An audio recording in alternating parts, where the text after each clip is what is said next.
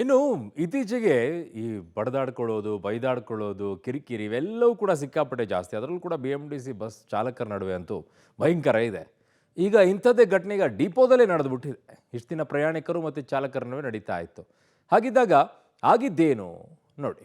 ವೈಯಕ್ತಿಕ ವಿಚಾರಕ್ಕೆ ಬಿಎಂಟಿಸಿ ಚಾಲಕನ ಮೇಲೆ ಹಲ್ಲೆ, ಡಿಪೋ ಆವರಣದಲ್ಲಿ ಸಿಬ್ಬಂದಿಗಳ ಹೊಡೆದಾಟ. ಡಿಪೋ ನಂಬರ್ 9ರಲ್ಲಿ ನಡೆದ ಘಟನೆ.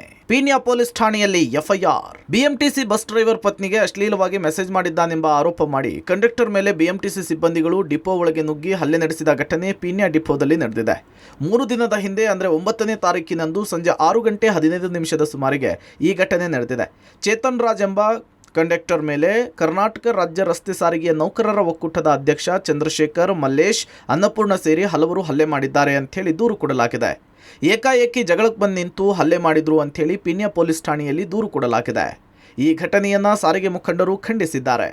ಒಬ್ಬ ಡ್ಯೂಟಿ ಮೇಲೆ ಇದ್ದಂಥ ನಮ್ಮ ಎಂಪ್ಲಾಯಿ ಏನು ಚೇತನ್ ರಾಜ್ ಅನ್ನೋನು ಜನರಲ್ ಶಿಫ್ಟ್ ಏನೋ ಡ್ಯೂಟಿಗೆ ಹೋಗಿದ್ರಂತೆ. ಡ್ಯೂಟಿ ಮಾಡಿಕೊಂಡು ಅವರು ಘಟಕಕ್ಕೆ ವಾಪಸ್ ಬಂದಾಗ ಏಕಾಏಕಿ ಡಿಪೋ ಒಳಗೆ ನುಗ್ಗಿ ನೀವು ಇಟ್ಟಾಡ್ಸ್ಕೊಂಡು ಹೊಡೆಯೋ ಅಂಥದ್ದು ಏನಿತ್ತು? ಆತ ಏನು ಮಾಡಿದ್ದ? ಆತ ಏನಾದರೂ ಆ ರೀತಿ ಮಾಡಿದರೆ ಪೊಲೀಸ್ ಠಾಣೆಗೆ ಮಾಹಿತಿ ಕೊಡ್ಬೋದಿತ್ತು. ಅದನ್ನು ಮಾಡದೆ ಯಾಕೆ ನೀವು ಈ ರೀತಿ ಖಂಡನೆ? 3 ದಿನ ಆಗಿದೆ ಎಫ್ಐಆರ್ ಆಗಿ, ಆದರೆ ಯಾಕೆ ಅವ್ರನ್ನ ಇನ್ನೂ ನೀವು ಅರೆಸ್ಟ್ ಮಾಡಿರಾ? ಮೊದಲೇ ಚೇತನ್ ರಾಜ್ ಮತ್ತು ಮಲ್ಲೇಶ್ ನಡುವೆ ವೈಯಕ್ತಿಕ ವಿಚಾರಕ್ಕೆ ಮಿಸ್ಅಂಡರ್ಸ್ಟ್ಯಾಂಡಿಂಗ್ ಇತ್ತು. ಇದೇ ವಿಚಾರಕ್ಕೆ ಸಂಬಂಧಪಟ್ಟಂತೆ ಮಲ್ಲೇಶ್ಗೆ ಚೇತನ್ ರಾಜ್ ಸಾಮಾಜಿಕ ಜಾಲತಾಣದಲ್ಲಿ ಬೆದರಿಕೆ ಕೂಡ ಹಾಕಿದ್ದ ಅಂತ ಹೇಳಲಾಗ್ತಿದೆ. ಅಶ್ಲೀಲವಾಗಿ ಮೆಸೇಜ್ ಮಾಡಿದ ಅಂಥೇಳಿ ಮಲ್ಲೇಶ್ ಪತ್ನಿ ಅನ್ನಪೂರ್ಣ ಎನ್ನುವರು ಮೊದಲು ದೂರು ಕೊಟ್ಟಿದ್ದಾರೆ. ಇದರ ಬೆನ್ನಲ್ಲೇ ಮಲ್ಲೇಶ್ ಮತ್ತು ಆತನ ಪತ್ನಿ ಚಂದ್ರಶೇಖರ್ ಕರ್ತವ್ಯದಲ್ಲಿದ್ದ ಚೇತನ್ ರಾಜ್ನನ್ನ ಎಳೆದಾಡಿ ದೈಹಿಕವಾಗಿ ಹಲ್ಲೆ ಹಾಗೂ ಜಾತಿ ನಿಂದನೆ, ಅಸಭ್ಯ ಪದಗಳನ್ನು ಬಳಸಿ ನಿಂದಿಸಿದ್ದಾರೆ ಅನ್ನೋದರ ಬಗ್ಗೆ ದೂರು ಕೊಡಲಾಗಿದೆ. ಜೊತೆಗೆ ಜಗಳ ಬಿಡಿಸಲು ಬಂದ ಡಿಪೋ ಸೆಕ್ಯೂರಿಟಿಗಳ ಮೇಲೂ ಕೂಡ ದಾಳಿ ಮಾಡಿದ್ದಾರೆ.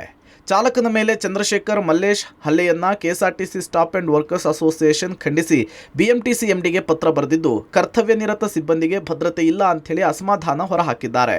ಅದೇನೇ ಇರಲಿ, ದೈಹಿಕವಾಗಿ ಹಲ್ಲೆ ನಡೆಸೋದು ತಪ್ಪು. ಪೊಲೀಸ್ ಇಲಾಖೆ ತಪ್ಪಿತಸ್ಥರ ಮೇಲೆ ಕ್ರಮ ಕೈಗೊಳ್ಳಬೇಕು ಅನ್ನೋದು ಸಾರಿಗೆ ಸಂಘಟನೆಗಳ ಆಗ್ರಹವಾಗಿದೆ. Aruna Shiraguppi, public TV, Bengaluru.